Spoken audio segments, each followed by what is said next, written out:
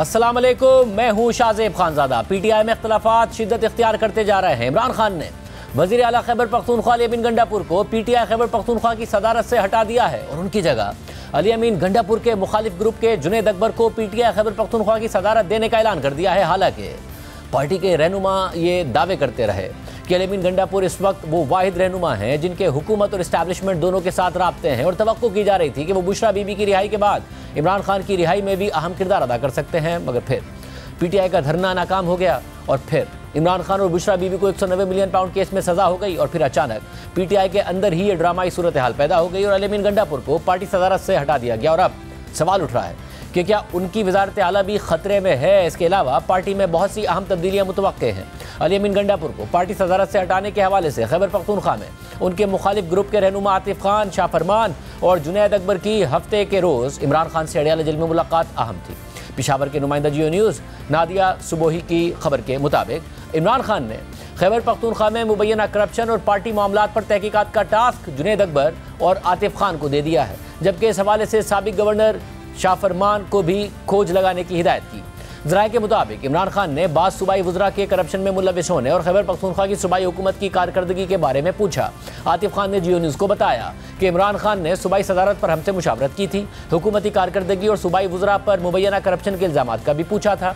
इस पर हमने जवाब दिया कि सुना तो हमने भी है, लेकिन कन्फर्म करके बताएंगे। मैं इमरान खान के बुलाने पर मुलाकात के लिए गया। गुज़िश्ता 4 माह में मेरी उनसे एक भी मुलाकात नहीं हुई थी। इमरान खान ने पूछा कि आप आते क्यों नहीं हो, अब भी बुलाने पर आए हो? तो मैंने जवाब दिया कि बस अपनों की मेहरबानियां थीं जो मिलने नहीं देते थे। इसके अलावा जियो न्यूज़ पेशावर के ब्यूरो चीफ शकील फरमान अली ने ज़राए से खबर दी है कि अली अमीन गंडापुर के खिलाफ माजी में मुतहर्रिक ग्रुप ने इमरान खान को अली अमीन गंडापुर के खिलाफ मुबैना शिकायत लगाई। शिकायत लगाने वालों में आतिफ खान, शकील खान, जुनैद अकबर और खैबर पख्तूनख्वा की साबिक स्पेशल असिस्टेंट और बुशरा बीबी की तर्जुमान मिशाल यूसुफजई शामिल थीं, जबकि काजी अनवर एडवोकेट और दीगर वकला भी मुबैना शिकायत लगाने वालों में शामिल थे। जबकि पीटीआई के तर्जुमान शेख वकास अकरम ने जियो न्यूज़ से बात करते हुए कहा कि पीटीआई में कोई धड़ेबंदी नहीं है। अली अमीन गंडापुर ने पार्टी सदारत से हटाने पर बानी पीटीआई का फैसला कबूल किया है। अली अमीन गंडापुर ने जुनैद अकबर को पार्टी सदारत मिलने पर मुबारकबाद भी दी है। अली अमीन गंडापुर पर 2 ओहदों का बोझ था, वो बहैसियत वज़ीर आला सूबे और पार्टी की खिदमत जारी रखेंगे। इसके अलावा इंसाफ लॉयर्स फोरम के सूबाई सदर काजी अनवर ने जियो न्यूज़ को बताया कि हमने बानी पीटीआई को सिर्फ इतना कहा था कि एहतसाब का कोई तरीक़ाकार होना चाहिए। मेरे कहने पर एहतसाब कमेटी कायम की गई थी। इमरान खान को वज़ीर आला के खिलाफ कोई शिकायत नहीं की। जुनैद अकबर को इमरान खान ने सूबाई सदर मुकर्रर किया है। मैं नहीं जानता कि अली अमीन गंडापुर से सूबाई सदारत लेकर जुनैद अकबर को क्यों दी गई है। पेशावर में नुमाइंदा जियो न्यूज़ अबू बकर सिद्दीक के मुताबिक अली अमीन गंडापुर को पार्टी ओहदे से हटाए जाने से पहले आतिफ खान की रिहाइशगाह पर इजलास हुआ था, जिसमें जुनैद अकबर, अरबाब शेर अली, साबिक सूबाई वज़ीर शकील अहमद, MNA सलीम रहमान, सिबकतुल्ला और MNA डॉक्टर अमजद शरीक थे। ज़राए के मुताबिक इजलास में पार्टी उमूर पर बहस की गई थी। इजलास में पार्टी को मुस्तहकम बनाने समेत मुख्तलिफ उमूर पर भी बात हुई थी। ये सारे वो रहनुमा हैं जो उस वक्त अली अमीन गंडापुर के खिलाफ हुए थे जब गुज़िश्ता साल अगस्त में उन्होंने शकील अहमद को वज़ारत से हटा दिया था। उस वक्त जुनैद अकबर, अरबाब शेर अली और आतिफ खान ने शकील अहमद के हक़ में बयान दिया था। उस दौरान जुनैद अकबर ने वज़ीर आला अली अमीन गंडापुर के खिलाफ ट्वीट किया था, जिस पर अली अमीन गंडापुर ने जुनैद अकबर को अरकान कौमी असम्बली के लिए वज़ीर आला के फोकल पर्सन की पोजीशन से हटा दिया था। और फिर अक्टूबर में इस्लामाबाद में एहतजाज के दौरान अली अमीन गंडापुर की पुरस्रार गुमशुदगी और फिर खैबर पख्तूनख्वा असम्बली में अचानक नबूदार होने पर जुनैद अकबर ने तनकीद की थी और कहा था कि क्या वर्कर्स इस ड्रामे के लिए जेल में हैं। जबकि जुनैद अकबर 24 नवंबर के एहतजाज के लिए वज़ीर आला हाउस में मुनक्किद होने वाले इजलास में भी शरीक नहीं हुए थे। सिर्फ यही नहीं, शकील अहमद की हिमायत में बयान देने पर अली अमीन गंडापुर ने आतिफ खान से सदर पीटीआई पेशावर रीजन का ओहदा ले लिया था, जबकि अरबाब शेर अली को सदर पीटीआई ज़िला पेशावर के ओहदे से हटा दिया था। जबकि एहतजाजी मुजाहिरों में नाकामी के बाद जुनैद अकबर बिलवास्ता तौर पर अली अमीन गंडापुर पर तनकीद कर चुके थे। जबकि इस दौरान आतिफ खान और अली अमीन गंडापुर के दरमियान इख्तलाफात ख़त्म करने के लिए असद कैसर और शेराम तरक्की ने भी किरदार अदा किया था और उनके कहने पर अली अमीन गंडापुर ने आतिफ खान से रब्ता भी किया था, मगर इख्तलाफात बरकरार रहे। और अब सूबाई सदर की तब्दीली के बाद पार्टी में मजीद तब्दीलियां मुतवक्के हैं। नुमाइंदा जियो न्यूज़ अबू बकर सिद्दीक ने पीटीआई के ज़राए से खबर दी है कि पीटीआई में तंजीमी तब्दीलियों का फैसला सूबाई सदारत में तब्दीली के बाद किया गया। पार्टी के सूबाई जनरल सेक्रेटरी की भी तब्दीली का इम्कान है, जिसके बाद आतिफ खान और अरबाब शेर अली को भी अहम जिम्मेदारियां मिलेंगी, जबकि पीटीआई की ज़िलाई तंजीमों में भी तब्दीलियां की जाएंगी। और फिर आज वज़ीर आला खैबर पख्तूनख्वा अली अमीन गंडापुर ने अडियाला जेल में इमरान खान से एक तवील मुलाकात की है। एक तरफ पीटीआई खैबर पख्तूनख्वा में अंदरूनी इख्तलाफात की खबरें सामने हैं, तो दूसरी तरफ हुकूमत और अपोजिशन के दरमियान मुज़ाकरात भी खात्मे के करीब हैं। स्पीकर कौमी असम्बली अयाज सादिक ने 28 जनवरी को मुज़ाकराती कमेटी के इजलास की तारीख दी थी, लेकिन चेयरमैन पीटीआई गौहर खान ने आज दोबारा दोहराया है कि हुकूमत ने 7 दिनों में जुडिशल कमीशन का ऐलान नहीं किया, इसलिए हम कल स्पीकर के बुलाए गए इजलास में शिरकत नहीं करेंगे। जबकि हुकूमती कमेटी के तर्जुमान सेनेटर इरफान सिद्दीकी ने इस हवाले से कहा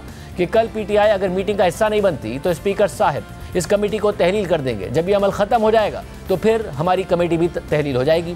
अगर मुज़ाकरात जारी नहीं रहने हैं तो फिर मुज़ाकराती कमेटी क्या काम करेगी? इसके बाद पीटीआई वाले जो कुछ बाहर करेंगे इसका रिस्पॉन्स हुकूमत ही देगी। इसके अलावा आज हुकूमत ने मुतनाज़ पीका तरमीमी बिल सेनेट की कायमा कमेटी से भी मंजूर करा लिया है, जिस पर अपोजिशन जमातें और सहाफ़ती तंजीमें एहतजाज कर रही हैं। कमेटी में बिल की हिमायत में वोट देने पर पीटीआई ने अपने सेनेटर फैसल सलीम को शो कॉज नोटिस जारी कर दिया है। पीटीआई के चेयरमैन बैरिस्टर गौहर खान ने कहा है कि पीटीआई का कोई भी सेनेटर पीका तरमीमी बिल को वोट नहीं देगा।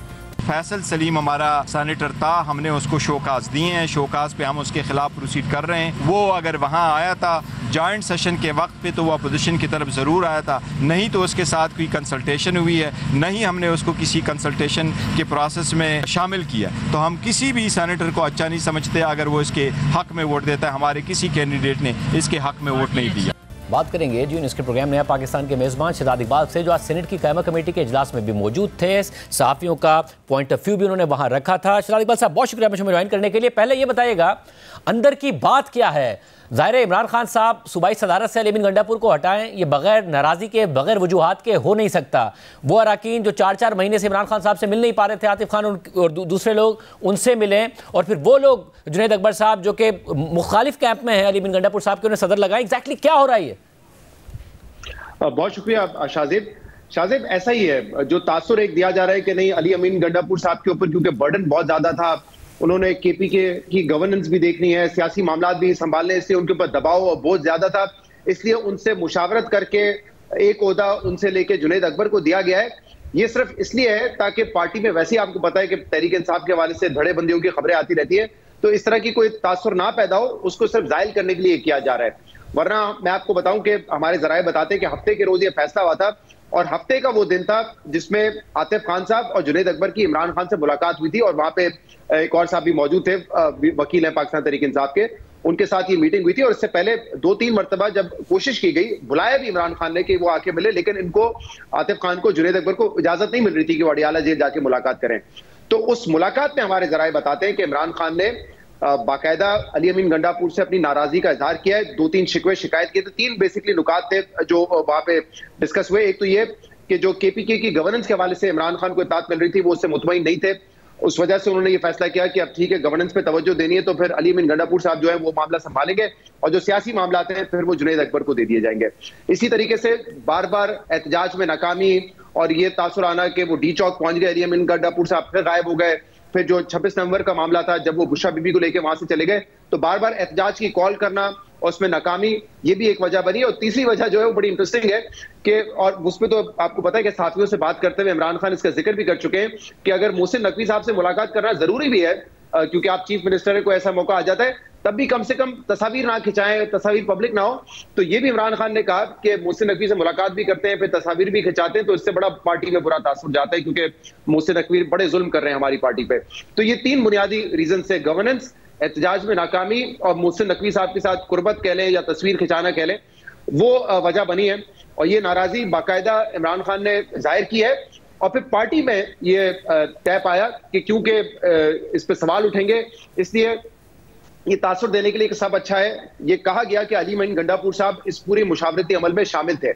हाँ, एक मामला है जहां पे शेख वकास अकरम की जगह जुनैद अकबर को पीएससी का चेयरमैन बनाया गया। वहां पे अगर आपने देखा भी हो कि अपने एक्स अकाउंट पे जुनैद अकबर ने लिखा है कि काफी अरसे से इमरान खान ने नॉमिनेट किया हुआ था शेख वकास अकरम को, और राइटफुली ये उनका हक था कि वो बनते हैं, लेकिन क्योंकि ऑपोजिशन हुकूमत जो है उस पर राजी नहीं हो रही थी, इसलिए इवेंचुअली नाम जो है वो तब्दील करना पड़ा। तो वहां पे ये बात दुरुस्त है कि शेख वकास अकरम का नाम अगर पहले एक्सेप्ट हो जाता तो वो बन जाते पीएससी के चेयरमैन, लेकिन यहाँ अली अमीन गंडापुर साहब को बाकायदा नाराजगी की वजह से हटाया गया है।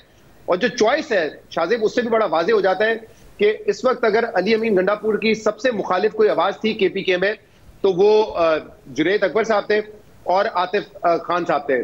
जब उनके वजीर शकील खान को निकाला गया था, यही 2 अफराद थे जिन्होंने न सिर्फ उनके हक में, शकील खान के हक में आवाज बुलंद की थी, बल्कि उन्होंने जो केपीके में गवर्नेंस के मसाइल हैं, जो करप्शन के इशूज हैं, उनको भी उजागर किया था। यहाँ तो इमरान खान वाज़ेह तौर पे एक पैगाम दे रहे हैं ना जुनैद अकबर को इस वक्त सूबे का सदर बना के, कि अगर आप काम ठीक नहीं करेंगे तो आपकी रिप्लेसमेंट में फिर आपके जो मुखालिफ हैं या जिनसे आपकी नहीं बनती वो सामने आ जाएंगे।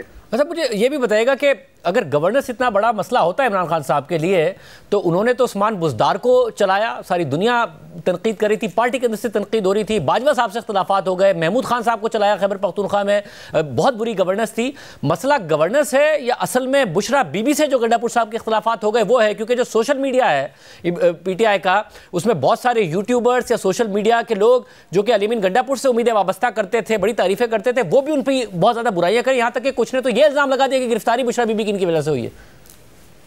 बिल्कुल, ये भी देखें, कहा जा रहा है कि अली अमीन गंडापुर साहब जब भी इस्लामाबाद आए तो एक अरेंजमेंट के तहत वो आए थे, खासतौर पे जिस वक्त वो KP के हाउस में गायब हो गए, फिर उन्होंने स्टोरी सुनाई कि मैंने पता नहीं कितने अजला पार किए और कितने समंदर पार किए और फिर मैं पहुंचा हूं पेशावर। उस स्टोरी पे किसी ने यकीन नहीं किया था। तो ये एक तासुर तो उनका था कि जब भी, क्योंकि जिस ओहदे पे जाहिर सी बात है कनेक्शंस भी होते हैं एक चीफ मिनिस्टर के, तो जब भी वो इस्लामाबाद आते थे एक अरेंजमेंट के तहत आते थे। तो ये एक बिल्कुल बात की जा रही है कि अब इमरान खान साहब, क्योंकि मुज़ाकरात भी नहीं इस तरीके से आगे बढ़ रहे, हो सकता है दोबारा कोई मुज़ाहमती रास्ता अपनाना पड़े, तो जुनैद अकबर साहब की क्योंकि एक रेपुटेशन है कि वो खुल के बात करते हैं, एस्टैब्लिशमेंट के हवाले से कोई मामला हो तब भी बोलते हैं। तो ये एक तासुर जरूर है कि इस वक्त अगर कोई प्रो एस्टैब्लिशमेंट है पार्टी में तो वो अली अमीन गंडापुर साहब है, कोई एंटी एस्टैब्लिशमेंट है तो वो बुशरा बीबी है, और जुनैद अकबर को क्योंकि लगाया गया है तो वो भी एक एंटी एस्टैब्लिशमेंट शख्सियत के तौर पर जाने जाते हैं, तो इसलिए उनका कनेक्शन ये जोड़ा जा रहा है कि वो एक बुशरा बीबी के कैंप में है। लेकिन मेरे ख्याल से is a person of his own mind. आप उनके 3 दिहाइयां हो चुकी है तकरीबन तहरीक इंसाफ में, 96-97 में थे, कई मरतबा असेंबली पे आ चुके हैं। तो ये एग्जैक्टली तो मैं नहीं कह सकता कि उनके कैंप में, लेकिन इस वक्त बुशरा बीबी के भी रिजर्वेशंस हैं, अली अमीन गंडापुर साहब की जो सियासी हिकमत अमली है उसको लेकर, और जुनैद अकबर साहब की भी है। और मुझे ये बताएगा कि आज जो सेनेट की कायमा कमेटी थी उसके इजलास में जो पीका तरमीमी बिल है, सहाफ़ियों को बुलाया गया, एंकर्स को बुलाया गया, आप भी वहाँ मौजूद थे, पॉइंट ऑफ व्यू भी दिया। उससे पहले पिछले हफ्ते वज़ीर इत्तलात ने माना था कि मुझे मुशावरत पहले कर लेनी चाहिए थी, बिल की हिमायत में वो ज़रूर बात कर रहे थे। आज क्या हुआ एग्जैक्टली, क्योंकि कायमा कमेटी से भी फ़ौरन मंजूर हो गया? जी, एंकर्स एसोसिएशन की तंजीम हो या दूसरी सहाफती तंजीमें, उनको हफ्ते के दिन हमारी जब मुलाकात हुई इरफान सिद्दीकी साहब से और अताउल्लाह तारक साहब से, तो उन्होंने बिल्कुल ये कहा कि हमें पहले मुशावरत करनी चाहिए थी, हमने नहीं की, लेकिन अब हम करना चाहते हैं, तमाम स्टेक होल्डर्स को हम साथ लेंगे, क्योंकि बार बार वो बताना चाह रहे हैं कि ये जो एक पेशावर साफी है उनके ऊपर ये इसका इतलाक नहीं होगा, अप्लाई नहीं होगा। ये जो डिजिटल स्पेस में यूट्यूबर्स हैं जो अफवाहें फैलाते हैं, हेट स्पीच करते हैं, बेहुदा गुफ्तगू करते हैं, ये उनके ऊपर है। ये हमें कन्विंस करने की बार बार कोशिश की जा रही थी, लेकिन हमसे कहा कि आप आए, स्टैंडिंग कमेटी में बात करें, इंटीरियर की जो सेनेट की स्टैंडिंग कमेटी है, और वहां पे अपना नुक्ता नजर भी पेश करें, अपनी रिकमेंडेशन भी पेश करें। तो शाहजेब आज इसी उम्मीद से हम गए, लेकिन जो चेयरपर्सन है इस कमेटी के वो फैसल रहमान साहब है, जिनका ताल्लुक PTI से, बजाय PTI से। मैं बताता हूं क्यों ये मैं कह रहा हूं, क्योंकि और जैसे मीटिंग शुरू हुई तो उन्होंने कहा कि फेक न्यूज यकीनन नहीं होनी चाहिए, हम सबने कहा बिल्कुल नहीं होनी चाहिए। लेकिन उसके बाद कामरान मुर्तजा साहब जो सेनेटर हैं JUF के, उन्होंने कहा कि मेरे पास कुछ अमेंडमेंट्स हैं, क्योंकि ये कानून जो है ये गलत तरीके से हम पास कर रहे हैं, इसका जो इतलाक है वो बहुत ही वसी होगा, ब्रॉड बेस्ड होगा, तो इसकी जो डेफिनेशन है फेक न्यूज की उस पर काम करना है, क्रिमिनल पनिशमेंट के हवाले से बात करनी है। लेकिन वहां तो एक बड़ा अजीब सा एक कोशिश थी कि बस बुलडोज करें इसको किसी तरीके से, बार बार ये कह रहे थे चले वोटिंग करा लें। वहां पे इरफान सिद्दीकी साहब ने कहा हम मौजूद हैं, साफी मौजूद हैं, इनको बात करने का मौका दें। तो बमुश्किल 4-5 मिनट मिले हमें बात करने के लिए, और उस पर जो है चेयरमैन साहब ने कहा कि देखिए ज्यादा कुछ हम कर नहीं सकते, अगर अमेंडमेंट आती तो फिर उस पर हम बात करते और फिर अपनी तजावीज देते। जबकि कामरान मुर्तजा साहब की अमेंडमेंट मौजूद थी, लेकिन उसमें भी कोई डिस्कशन नहीं हुई और 20-25 मिनट में इजलास खत्म हो गया। पीपल्स पार्टी के 2 मेंबरान थे, उनसे भी हमने पूछा, सबसे हमें यही तासुर मिला कि हमारे हाथ में कुछ नहीं है, हम पे बड़ा दबाव है। अब ये कह के जो है सेनेट कमेटी से वो पास करवा दिया गया। आज जब हमारी एसोसिएशन की फिर PTI के वक्त से मुलाकात हुई और बताया कि आपके चेयरपर्सन थे फैसल रहमान, तो ऐसा लग रहा था कि वो ऑपोजिशन में नहीं है, हुकूमत के इस बिल को सपोर्ट कर रहे हैं। तो गौहर साहब ने और दीगर लोगों ने ये बताया कि फैसल रहमान को तो हम ओन ही नहीं करते हैं, वो बेशक PTI के उस पर इलेक्ट हुए थे, सेनेटर इलेक्ट हुए थे, लेकिन उनको हम ओन नहीं करते, उनके खिलाफ हमने शो कॉज नोटिस दिए। तो उनका जो मौकिफ है वो PTI का मौकिफ ना समझें, और अब PTI जो है वो बाकायदा इसमें साफी तंजीमों के साथ और दूसरों के साथ खड़ी हुई है। शाहजेब मैं आपको बताऊं कि 2-3 दिन पहले भी जब हमारी मुलाकात हुई थी अता तारक से, उनसे मैंने ये कहा कि क्या ये बिल का इतलाक उन लोगों पे भी होगा जैसे आप ये शो कर रहे हैं, ये अभी यूट्यूब पे अपलोड हो जाएगा, तो क्या ये पैमरा की रेगुलेशन के अंडर आएगा या फिर डिजिटल अथॉरिटी के अंडर आएगा? उन्होंने कहा बिल्कुल, जब ये यूट्यूब पे चला जाएगा या किसी और प्लेटफॉर्म पे जाएगा तो ये उस अथॉरिटी के जो हम बनाने जा रहे हैं। मैंने कहा कैसे हो सकता है कि आप एक कंटेंट को दो मुख्तलिफ अथॉरिटीज के रेगुलेशन से गुजारेंगे। We abide by the rules of PEMRA, उस पर हम शो करते हैं, लेकिन फिर एक और अथॉरिटी होगी और उसके जो रूल्स हैं या उसके जो कवानीन है उस पर भी हमें पूरा उतरना पड़ेगा। तो उस वक्त अतादार साहब ने कहा कि ये बड़ा वैलिड पॉइंट है, हमें इस पर सोचना पड़ेगा। नाउ इमेजिन दिस, कौमी असेंबली से बिल पास हो चुका था, वहां की कायमा कमेटी से बिल पास हो चुका था और सेनेट में लैंड कर चुका था। उस वक्त वो ये कह रहे हैं कि बिल्कुल ये तो एक मामला है जिसको हमें देखना पड़ेगा, क्योंकि जैसे डबल टैक्सेशन नहीं हो सकती, इस तरह एक कंटेंट को दो अथॉरिटीज से नहीं गुजारा जा सकता। लेकिन आज जो है, आज से तो हमें ये लगा है कि शायद वो ज्यादा इस मूड में नहीं है, जबकि यकीन दहानिया ना सिर्फ हमारी तंजीम को कराई गई थी, जो ज्वाइंट एक्शन कमेटी है जिसमें PFUJ है, जिसमें पाकिस्तान ब्रॉडकास्टर्स एसोसिएशन है, उनको भी ये कहा गया था कि हम इस पर नजरसानी करेंगे। लेकिन अभी हमारा ख्याल ये कि शायद कल ये सेनेट से 11:30 बजे इसको पास करवा लेंगे। और जो बुनियादी फ्लॉज है इसमें, जो मैंने एक आपको बताया, डेफिनेशन का मसला है कि फेक न्यूज की डेफिनेशन क्या होगी। तमाम अथॉरिटी हो, काउंसिल हो, ट्रिब्यूनल हो, वहां पे गवर्नमेंट लोगों को अपॉइंट करेगी। इवन जो उसमें साफियों को डाला हुआ है वो भी गवर्नमेंट अपॉइंट करेगी। तो हम उम्मीद कर रहे थे कि इसमें चेंज हो, लेकिन अब बजाय ऐसा लगता है कि हुकूमत शायद दबाव में है, या हमें ये परसेप्शन देना चाहते हैं कि हम बहुत दबाव में हैं और वो ये बिल कल सेनेट से पास करवाने की कोशिश करेंगे। बहुत शुक्रिया शाहिद इकबाल, तफसीलात बता रहे थे। प्रोग्राम में आगे बढ़ते हैं। गवर्नर स्टेट बैंक ने आज मॉनेटरी पॉलिसी कमेटी के इजलास के बाद शरह सूद में मजीद 1% कमी का ऐलान कर दिया है और अब मुल्क में शरह सूद 22% की बुलंदतरीन शरह से 10% कम होकर 12% हो गई है। मॉनेटरी पॉलिसी कमेटी के ऐलामिया के मुताबिक दिसंबर में महंगाई की शरह तवक्कात के मुताबिक 4.1% रही और जनवरी में इससे भी कम रहेगी। ताहम कोर इन्फ्लेशन में कमी जरूर आई है, मगर वो अब भी बुलंद सतह पर है। ऐलामिया के मुताबिक इस माली साल की पहली तिमाही में तरक्की की शरह तवक्कात से कम रही और महज 0.9% तरक्की देखी गई। दिसंबर में करंट अकाउंट सरप्लस रहने के बावजूद ज़र मुबादला के ज़खायर में कमी की वजह कम फाइनेंशियल इन्फ्लोज और बैरूनी कर्जे की ज़्यादा अदायगियाँ हैं। इसके अलावा टैक्स महसूलात में इजाफे के बावजूद हुकूमत इस माली साल के इब्तिदाई 6 माह में टैक्स हदफ हासिल करने में नाकाम रही। एलामिया में मजीद कहा गया है कि गुज़िश्ता माली साल की पहली तिमाही में तरक्की की शरह 2.3% रही थी, मगर इस माली साल में महज 0.9% रहने की सबसे बड़ी वजह ज़रूरी तरक्की का महज 1.2% होना है, जो कि गुज़िश्ता माली साल की पहली तिमाही में 8.1% थी। और दस्तियाब मालूमात और सैटेलाइट इमेजेस के मुताबिक गंदम की पैदावार भी कम ही रहेगी, जबकि इंडस्ट्रियल सेक्टर की पैदावार में भी कमी आई है, जिसकी बड़ी वजह लो वेट आइटम्स की पैदावार में कमी है, जबकि टेक्सटाइल, फूड और बेवरेजेस की पैदावार में बेहतरी देखी गई है, जबकि बिजनेस कॉन्फिडेंस में बेहतरी आई है, जिसकी वजह से मॉनेटरी पॉलिसी कमेटी का अंदाजा है कि इस माली साल में तरक्की की शरह 2.5 और 3.5% के दरमियान रहेगी। एलामिया के मुताबिक इस माली साल के इब्तिदाई 6 माह में $1.2 अरब का करंट अकाउंट सरप्लस देखा गया, जिसकी वजह बरामदात और तरसीलात ज़र में इजाफा है, जबकि दरामदाद में भी इजाफा हुआ है, जो कि मुआशी अशारियों में बेहतरी की तरफ इशारा करता है। तरसीलात ज़र में इजाफे की वजह से करंट अकाउंट बैलेंस के हवाले से आउटलुक में बेहतरी आई है और इस पूरे माली साल में अब करंट अकाउंट 0.5% सरप्लस या खसारे के दरमियान रहेगा। करंट अकाउंट में बेहतरी और तवक्कात के मुताबिक फाइनेंशियल इन्फ्लोज के बाद जून 2025 तक ज़र मुबादला के ज़खायर $13 अरब रहने की तवक्को है, जबकि इस माली साल के आखिर तक महंगाई की औसत शरह 5.5% और 7.5% के दरमियान रहने की तवक्को है।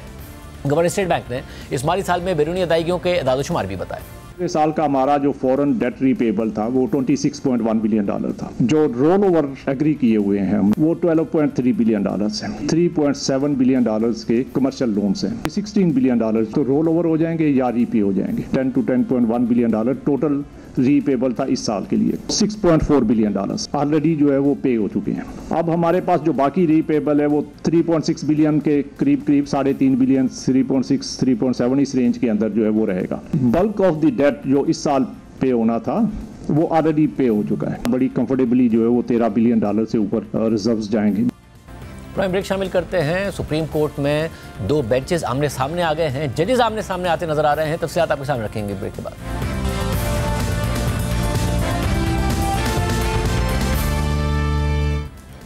सुप्रीम कोर्ट में आईनी और रेगुलर बेंचेस के इख्तियारात का तनाज़ा सिमटने के बजाय फैलता जा रहा है। एक बेंच एक मुकदमे की समाअत कर रहा है तो दूसरा बेंच उसी मुकदमे में फैसला जारी कर रहा है। रेगुलर बेंच आईनी तशरीह के लिए मामला फुल कोर्ट भेजने का हुक्म दे रहा है तो आईनी बेंच खुद को ही फुल कोर्ट करार दे रहा है।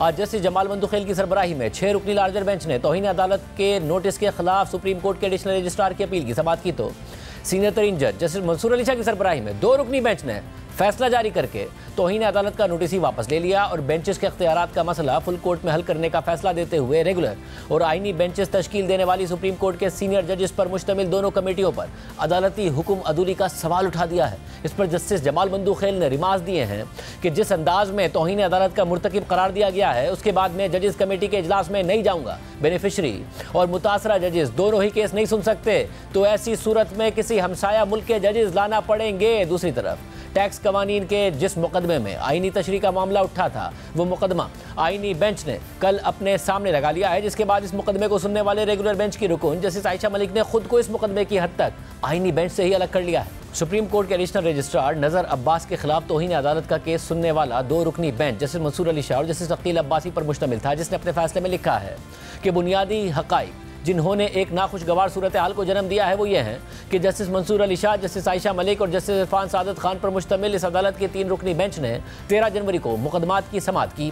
कार्रवाई के दौरान बेंच के दायरा इख्तियार पर एतराज़ उठाया गया और आइन के आर्टिकल 191A की बुनियाद पर ज़ेर बहस कानून की आइनी हैसियत को चैलेंज किया गया, जिसके बाद बेंच ने समाअत 16 जनवरी 2025 तक मुलतवी कर दी। ताहम 16 जनवरी को 3 रुकनी बेंच की तश्कील 9 कर दी गई।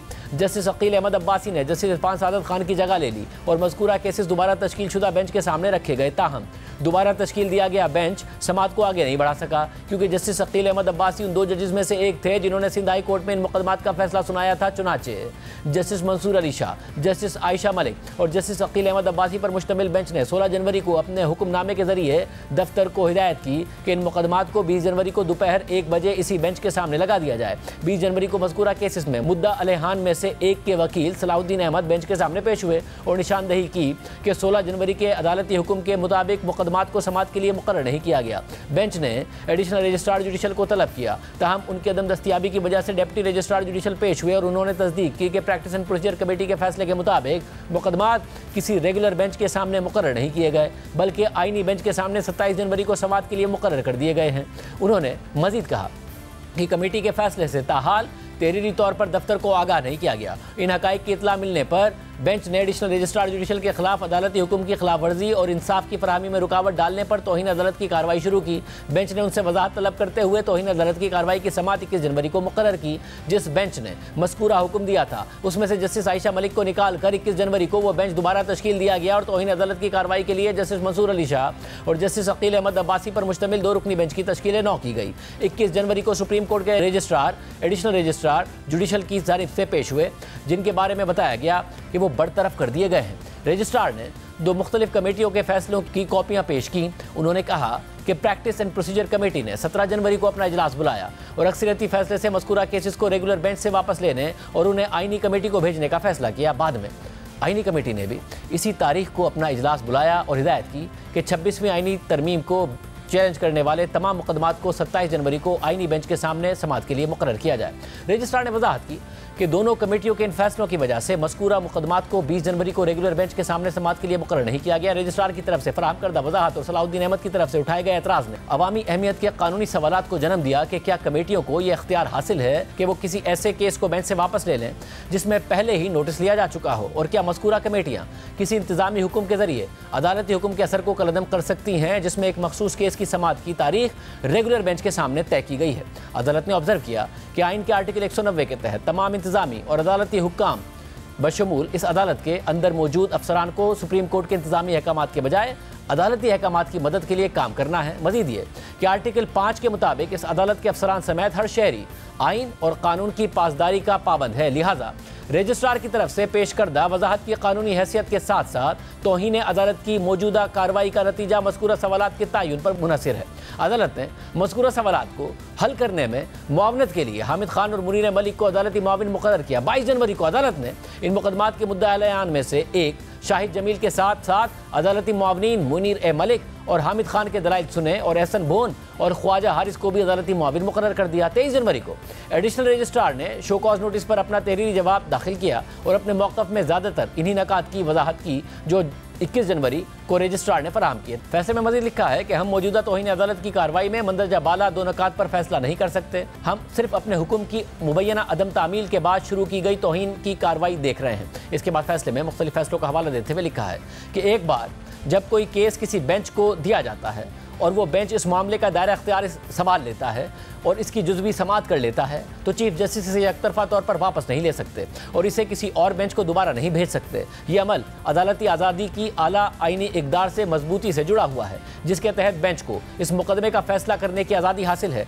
जिसका उसने नोटिस लिया है। जबकि किसी बेंच ने किसी केस को जुज़वी तौर पर सुना है तो मामला अदालती कार्रवाई का हिस्सा बन जाता है और कोई भी मुदाखलत अदालती आज़ादी के उसूल को मजरू करती है। ये रिवायत चीफ जस्टिस के इंतजामी इख्तियारात पर एक अहम पाबंदी आयद करती है। चीफ जस्टिस को बेंचेस की तश्कील और मुकदमात को मुकर्रर करने का इख्तियार हासिल है, ताहम ये इख्तियारात किसी ऐसे बेंच से केस को वापस लेने या मुंतकिल करने तक नहीं है जिसने पहले ही दायरा इख्तियार संभाल लिया हो। ये एक इंतजामी अमल नहीं है बल्कि एक अदालती अमल है। इस तरह की कोई भी कार्रवाई या तो अदालती हुक्म से होती है या किसी दूसरी अदालत या अथॉरिटी के जरिए कानूनी जवाज़ के साथ होनी चाहिए। जुज़वी समाअत के बाद किसी मुकदमे की मनमानी वापसी या उसे दोबारा तफवीज़ करना एक ख़तरनाक मिसाल है जो अदालती कार्रवाई के तक़द्दुस को मजरू करती है और अदलिया पर अवाम के एतमाद को ख़त्म करती है। इस तरह के फैसले सिर्फ इंतजामी सवाबदीद पर मुनहसर नहीं हो सकते, क्योंकि इससे अदालती अहकामात पर समझौता होगा। अगर बेंचेस को बगैर किसी माकूल वजूहात के मनमानी से तब्दील किया जाता है तो ये शकूक व शुबहात और निज़ाम की इंसाफ पसंदी के बारे में खदशात को जन्म देता है।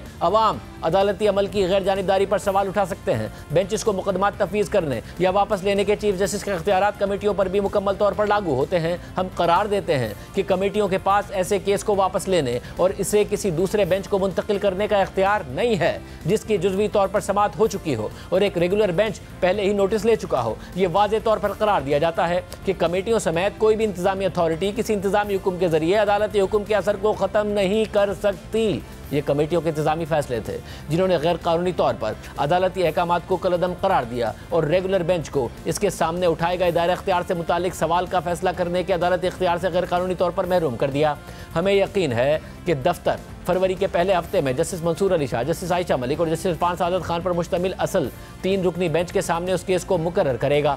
फैसले में एडिशनल रजिस्ट्रार से मुतालिक लिखा गया है कि उन्होंने अदालती हुक्म की तामील के लिए वो किया जो वो कर सकते थे। उनके पास बेंच की तश्कील का कोई इख्तियार ही नहीं था। ज़्यादा से ज़्यादा वो मजाज अथॉरिटी को मुतल्ला कर सकते थे जो उन्होंने बरवक्त कर दिया था। उन्होंने जानबूझकर बेंच के सामने मुकदमात मुकर्रर करने से गुरेज नहीं किया। इस बात का कोई सबूत नहीं है कि उनके इस मामले में कोई ज़ाती दिलचस्पी थी या उन्होंने केस के किसी फरीक के साथ गठजोड़ किया था और ना ही उन्होंने केस के फरीकैन में से किसी को नुकसान पहुंचाने की नीयत से काम किया था। उनके इक़दामात में बदनीयती का कोई इशारा नहीं है। उनके तर्ज़ अमल को तौहीन आमेज़ नहीं समझा जा सकता और ना ही ये कहा जा सकता है कि उनके खिलाफ तौहीन अदालत की कार्रवाई की ज़रूरत है। उनकी वजाहत कबूल करते हुए उनके खिलाफ शो कॉज नोटिस को खारिज किया जाता है। बज़ाहिर ये मामला दोनों कमेटियों के अरकान के खिलाफ आगे बढ़ना चाहिए, ताहम अदालती वक़ार का तकाजा है कि इस सवाल पर सुप्रीम कोर्ट के फुल कोर्ट के ज़रिए गौर किया जाए और फैसला किया जाए ताकि इसका एक ही बार और हमेशा के लिए मुस्तनद फैसला हो जाए। हम इस अहम मामले पर गौर व फिक्र और फैसला करने के लिए फुल कोर्ट बुलाने का ये मामला चीफ जस्टिस के पास भेजते हैं। हम यहाँ ये वाजे करना चाहते हैं कि हमने ये मामला प्रैक्टिस एंड प्रोसीजर कमेटी को नहीं भेजा है,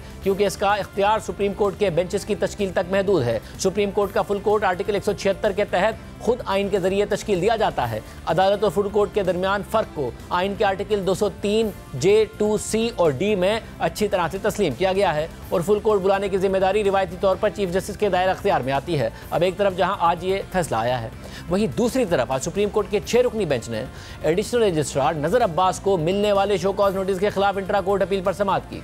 जस्टिस जमाल खान मंदूखेल की सरबराही में तश्कील दिए गए इस बेंच में justice Mohammad Ali Mazhar, justice Athar Minallah, justice Hasan Azhar Rizvi, justice Shahid Waheed और जस्टिस मुसर्रत हिलाली शामिल हैं। समाअत के दौरान जस्टिस जमाल खान मंदूखेल ने रिमार्क्स दिए कि जिस अंदाज में तौहीन अदालत का मुर्तकिब करार दिया गया है, मैं कमेटी के इजलास में नहीं जाऊंगा। जब तौहीन अदालत की कार्रवाई ख़त्म कर दी गई तो ऑर्डर कैसे दे दिया गया? इस फैसले में तो मुबैना तौर पर तौहीन करने वालों में चीफ जस्टिस को भी शामिल कर दिया गया है। क्या मुबैना तौर पर तौहीन करने वाले फुल कोर्ट तश्कील देंगे? जस्टिस मोहम्मद अली मजहर ने रिमार्क्स दिए कि तौहीन अदालत के कानून में पूरा तरीक़ाकार बयान किया गया है।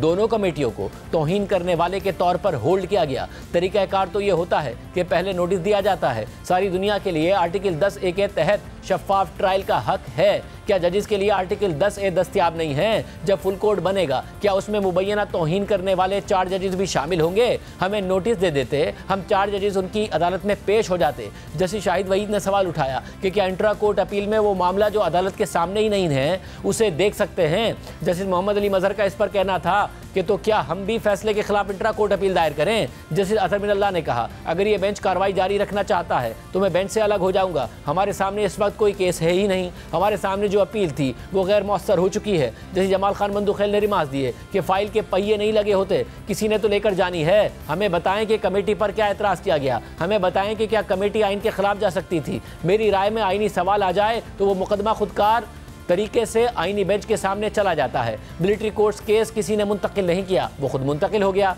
जब रेगुलर बेंच में मेरे सामने आईनी नुक्ता आएगा तो मेरे लिए वो केस सुनना ही हराम हो जाएगा। जस्टिस हसन अजहर रिजवी ने रिमाज दिए कि 13 जनवरी के ऑर्डर में लिखा हुआ है कि एतराज़ किया गया था कि केस आईनी बेंच को भेजा जाए। जस्टिस जमाल खान बंदूखेल ने इस पर कहा कि इस फैसले में जो कहा गया क्या वो आइन की खिलाफ वर्जी नहीं है। मैं सिर्फ पूछ रहा हूँ कि अगर एक जज आइन की खिलाफ वर्जी करे तो आइन इस बारे में क्या कहता है। हर जज ने आइन की पासदारी का हल्फ उठा रखा है। हमारे बारे में कहा गया कि ये 2 जज बेंच में ना बैठे, इनका मुफादात का टकराव है। पहले ये बताएं कि हमारे मुफादात क्या हैं और उनका टकराव क्या है। जैसे मोहम्मद अली मजहर ने रिमाज दिए कि ये तो नई अदालती नज़ीर हो गई कि मेरा ऑर्डर है कि फला जज केस ना सुने। जस्टिस अतहर मिनल्लाह ने रिमाज दिए कि ऐसे तो आधे जजेस कोर्ट में ही नहीं बैठ सकते। जस्टिस मोहम्मद अली मजहर ने कहा कि ऐसे में तो आपको एडॉक जजेस ही भर्ती करने पड़ेंगे। हमारे साथ वो हुआ जैसे कहा जाता है कि कुछ भी नहीं कहा और कह भी कहे।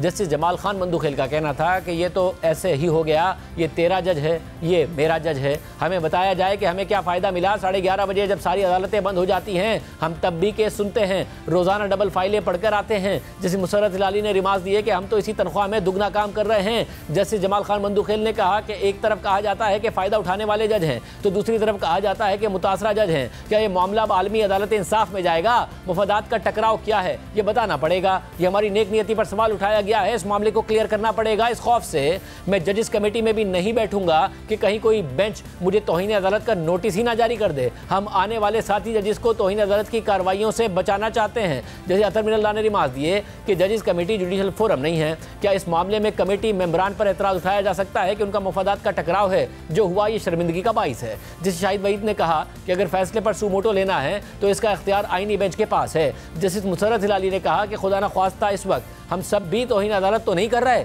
जस्टिस अतहर मिनल्लाह ने वकील से सवाल किया कि क्या आपने 2 रुकनी बेंच में फुल कोर्ट की इस्तदा की थी? इस पर वकील शाहिद जमील ने कहा कि इस बेंच में भी इस्तदा कर रहा हूं कि फुल कोर्ट ही इस मसले को हल करे। इस पर जस्टिस जमाल बंदूखेल ने कहा कि अगर हम ऑर्डर करें और फुल कोर्ट ना बने तो एक और तौहीन अदालत शुरू हो जाएगी। जस्टिस अतहर मिनल्लाह ने इस्तफसार किया कि अदालत ने फैसले के जरिए अपना माइंड जाहिर कर दिया तो उसी वक्त तौहीन अदालत की कार्रवाई शुरू क्यों ना की।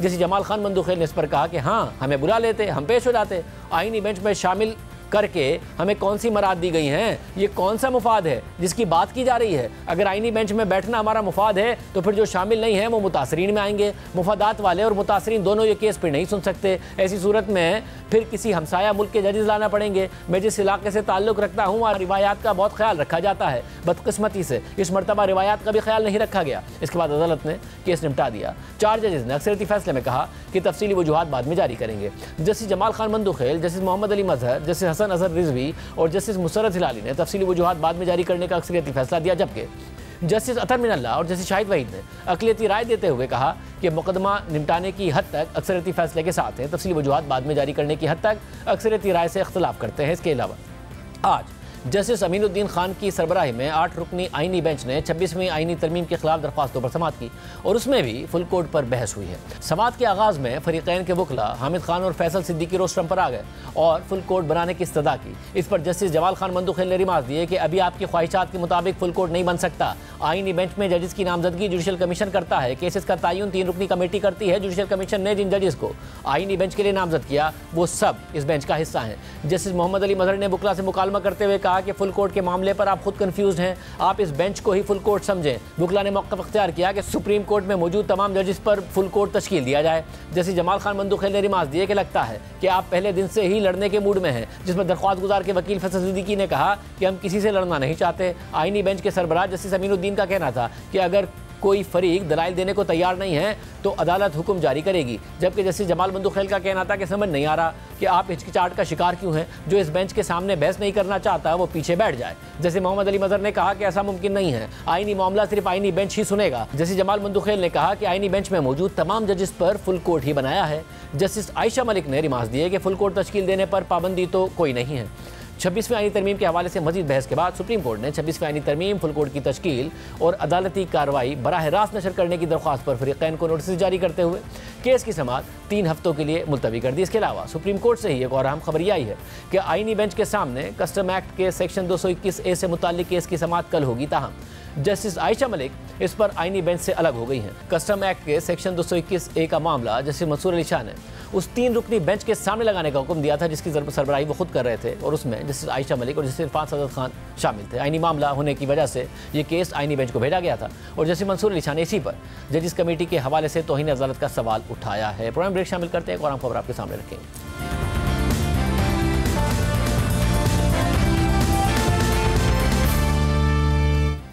नए अमरीकी सदर डोनाल्ड ट्रंप, जो अपना ओहदा संभालने से पहले गजा में होने वाली जंगबंदी का मुसलसल क्रेडिट लेते नजर आए, उनकी जानिब से गजा से मुताल्लिक अब ऐसे बयानात और इकदाम उठाए जा रहे हैं जिनसे न सिर्फ गजा के अवाम में तशवीश पाई जा रही है बल्कि पूरे खित्ते में उनके असरात पड़ने का खदशा है। जहां 15 माह से ज़्यादा अरसे तक इसराइली जारियत का निशाना बनने वाले लाखों फ़लस्तीनियों को गुज़िश्ता हफ्ते जंग बंदी की सूरत में थोड़ा रिलीफ मिला, तो वहीं ट्रंप ने लाखों फ़लस्तीनियों को मुकम्मल तौर पर गजा की पट्टी से निकालने की बात कर दी है, जिससे फ़लस्तीनियों की एथनिक क्लेंजिंग का खदशा पैदा हो गया है। और इस पर गजा के हमसाए और खित्ते में अमरीका के करीब तरीन ममालिक उर्दन और मिस्र तक ने भी तहफ़्फ़ुज़ात का इज़हार कर दिया है।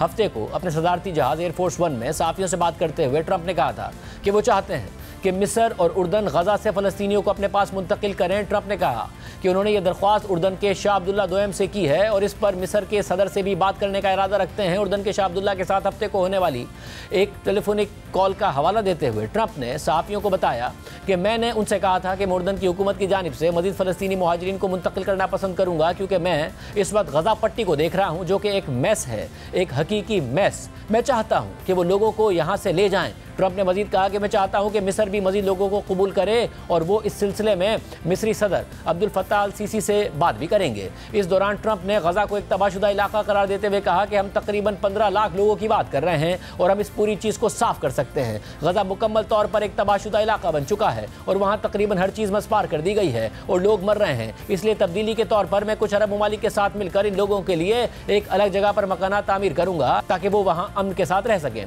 इस दौरान जब ट्रंप से सवाल हुआ कि क्या ये गजा के लिए एक आर्जी हल होगा या फिर तवील मुद्दती, तो उन्होंने जवाब दिया कि वो दोनों में से एक हो सकता है। ट्रंप के इस बयान पर इसराइल में इंतहाई दाएं बाजू के सियासतदान खुशी का इजहार कर रहे हैं, जो शुरू से ही गजा से फ़लस्तीनियों को निकालने के हक में है। लेकिन ट्रंप के इस बयान पर उर्दन और मिस्र दोनों ने ही तहफ़्फ़ुज़ात का इजहार किया है, जबकि हमास, जो गजा की पट्टी पर हुकूमत करती आ रही है, उसने इस बात को मुकम्मल तौर पर मुस्तरद कर दिया है। बैनुल-अक़वामी खबर रसा इदारे रॉयटर्स के मुताबिक इसराइली वज़ीर ख़ज़ाना बेज़लेल स्मोट्रिच, जिन्होंने बारहा गजा में यहूदी सेटलर्स की वापसी का मुतालबा किया है, उन्होंने ट्रंप की इस कॉल को एक बेहतरीन आइडिया करार देते हुए इसका खैर मकदम किया है और कहा है कि वो इस पर अमल दरामद के लिए एक मंसूबा तैयार करने के लिए काम करेंगे। वाज़ेह रहे कि खुद इसराइली वज़ीर आज़म नेतन्याहू भी बेज़लेल स्मोट्रिच के हिमायत याफ्ता इस तरह के मंसूबों को कई बार मुस्तरद कर चुके हैं। रिपोर्ट के मुताबिक हमास के सियासी ब्यूरो के रुकन बासिम नईम ने इस पर रद्द-ए-अमल देते हुए कहा कि फ़लस्तीनी इस तरह की किसी भी पेशकश या हल को कबूल नहीं करेंगे। हमास के एक और अहदेदार समी अबू जहरी ने ट्रंप पर जोर देते हुए कहा है कि गजा के लोगों ने मौत को बर्दाश्त करते हुए अपना वतन छोड़ने से इनकार कर दिया है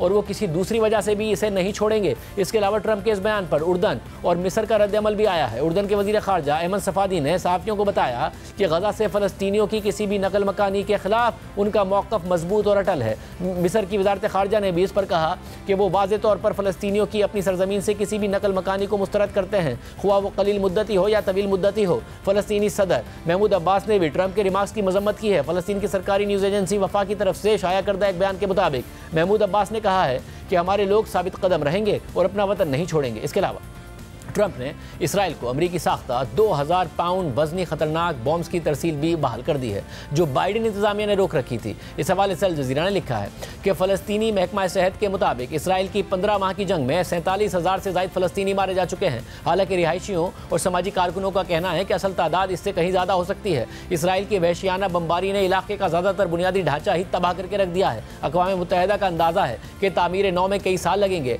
मगर हफ्ते को ट्रंप ने यह भी कहा कि उन्होंने इसराइल को 2000 पाउंड वजनी बॉम्ब की तरसील रोकने के सदर बाइडेन के अहकामात को खत्म कर दिया है। ट्रंप ने इन बॉम्ब्स के बारे में कहा है कि हमने इजाजत दे दी है। इसराइल काफी अरसे से इनका इंतजार कर रहे थे।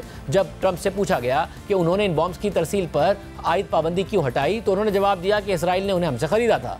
रिपोर्ट के मुताबिक साबिक सदर बाइडेन ने शहरी आबादी पर पड़ने वाले असरात के खदशात के तहत इसराइल को इन बॉम्ब्स की तरसील रोक दी थी। प्रोजेक्ट ऑन डिफेंस ऑल्टरनेटिव्स के मुताबिक 2000 पाउंड वजनी ये बॉम्ब 35 मीटर यानी 115 फीट तक तबाही फैला सकते हैं। अमेरिका ने तारीखी तौर पर इसराइल को काफ़ी इमदाद फराहम की है। अमेरिकी एजेंसी बराए बैनुल-अक़वामी इमदाद यानी यूएसएड के अदाद-ओ-शुमार के मुताबिक 1946 से 2023 के दरमियान अमेरिका ने इसराइल को मजमूई तौर पर $297 अरब की बैरूनी इमदाद दी है, जिसमें से $216 अरब फौजी इमदाद और $81 अरब मुआशी इमदाद की मद में थे। इसराइल ने अपने क़याम के बाद से पूरी दुनिया में सबसे ज़्यादा अमेरिकी इमदाद हासिल की है। इन बॉम्ब्स की तरसील बहाल करने और इसराइल की हिमायत करने पर इसराइली वज़ीर आज़म नेतन्याहू ने ट्रंप का शुक्रिया अदा किया है। Thank you, President Trump, for keeping your promise to give Israel the tools it needs to defend itself, to confront our common enemies, and to secure a future of peace and prosperity.